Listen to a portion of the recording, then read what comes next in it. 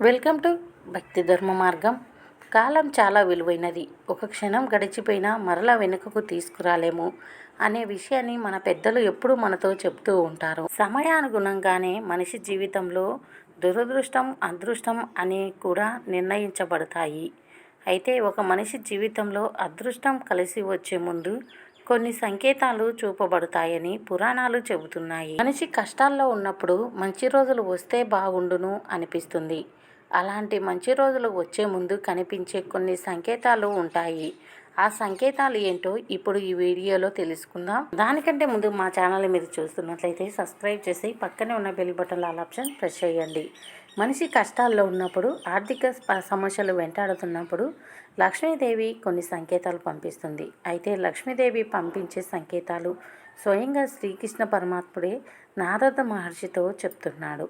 ఆ నారద మహర్షి చెప్పే ఈ 9 సంకేతాల గురించి ప్రతి ఒక్కరూ తమ జీవితంలో వచ్చే మంచి చెడులను గురించి ఆలోచన చేసి జాగ్రత్తగా పరిశీలించి ఈ సంకేతాలను ఆహ్వానించాలి.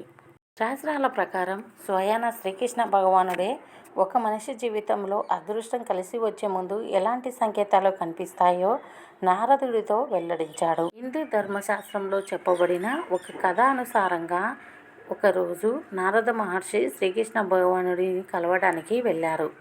హే కృష్ణ, మనుషుల జీవితంలో అదృష్టం ప్రారంభమయ్యే ముందు కనిపించే శుభ సంకేతాలు ముందుగానే ఏ విధంగా తెలుసుకోవాలి అని నారద మహర్షి ప్రశ్నించారు శ్రీకృష్ణుణ్ణి. నారద మహర్షి అడిగిన సమాధానానికి శ్రీకృష్ణ భగవానుడు మనసులకు అదృష్ట సమయం కలిసి రాబోయే ముందు నేను పక్షాల రూపంలో, చిన్నపిల్లల రూపంలోనూ, నా భక్తుల రూపంలోనూ కొన్ని సంకేతాలు పంపిస్తాను. కేవలం జ్ఞానవంతులు మాత్రమే నా సంకేతాలను అర్థం చేసుకుంటారు.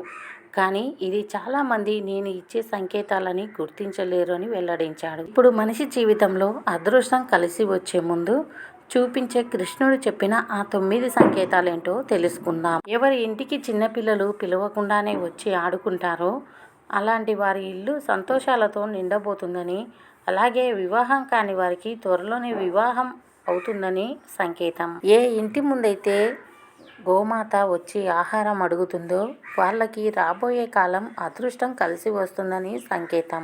ఎవరైతే తమ కోపాన్ని అదుపులో పెట్టుకుని చిరునవ్వుతో ప్రశాంతంగా ఉంటారో అలాంటి వారి జీవితంలోకి మంచి రోజులు రాబోతున్నాయని సంకేతం. ఎవరికైతే కలలో వారి చెయ్యి పట్టుకొని మరొకరు నడిపిస్తున్నట్లుగా కల వస్తే వారి జీవితంలో భాగ్యద్వారాలు తెరుచుకోబోతున్నాయని సంకేతం. బ్రహ్మ ముహూర్తంలో ఎవరైతే మేల్కొని ఎవరి ప్రమేయం లేకుండా దానంతట అదే మీ మనసు శివనామస్మరణ జరుగుతుందో అలాంటి వారి జీవితంలో త్వరలో మంచి కాలం రాబోతుందని, సాక్షాత్ హనుమంతుని స్వరూపమైన కోతి వచ్చి ఎవరి ఇంట్లో అయితే ఆహార పదార్థాలు తీసుకొని తింటుందో వారి ఇంట సిరి సంపదలు కలిసి వస్తాయని, ఉన్నత స్థాయికి వెళ్ళబోతున్నారని సంకేతం.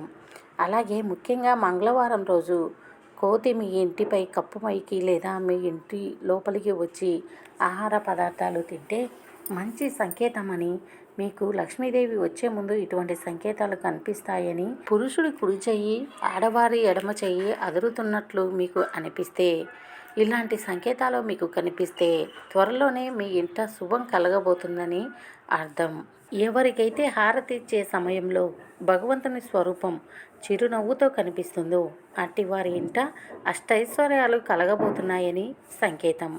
అది చాలామందికి ఇటువంటి స్వరూపాలు కనిపించవు.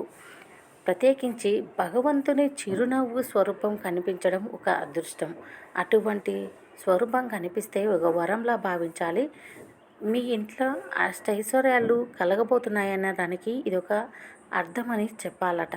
ఏదైనా ముఖ్యమైన పని మీద బయటకు వెళ్ళే సమయంలో మీకు గోమాత కానీ సాధువు కానీ ఎదురొస్తే వారు అనుకున్న పని విజయంగా పూర్తి చేసుకుంటారని శ్రీకృష్ణుడు కథలో చెప్పాడు. ఇవే కాకుండా లక్ష్మీదేవి మన ఇంటికి వచ్చే ముందు మరికొన్ని సంకేతాలు కనిపిస్తాయి. మీ ఇంటి ముందు చెట్లకు కానీ మీ ఇంటికి కానీ పక్షిగూడు కనిపిస్తే, అలాగే మీ ఇంట్లో నల్ల చీమలు కనిపించినా, ఒకేసారి మీ తులసి చెట్టు దగ్గరలో 3 బల్లులు కనిపించినా మీకు లక్ష్మీదేవి ప్రవేశించబోయే ముందు లక్ష్మీదేవి సంకేతాలను పంపిస్తుందని అర్థం చేసుకోవాలి. మీకు ఎవరికైనా ఈ సంకేతాలు కనిపించినట్లయితే త్వరలోనే మీకు మంచి రోజులు రాబోతున్నాయని, అలాగే లక్ష్మీదేవి అనుగ్రహం కలగబోతుందని అర్థం చేసుకోవాలి. చాలామందికి ఇటువంటి సంకేతాలు కనిపించినా కొట్టి పడేస్తూ ఉంటారు.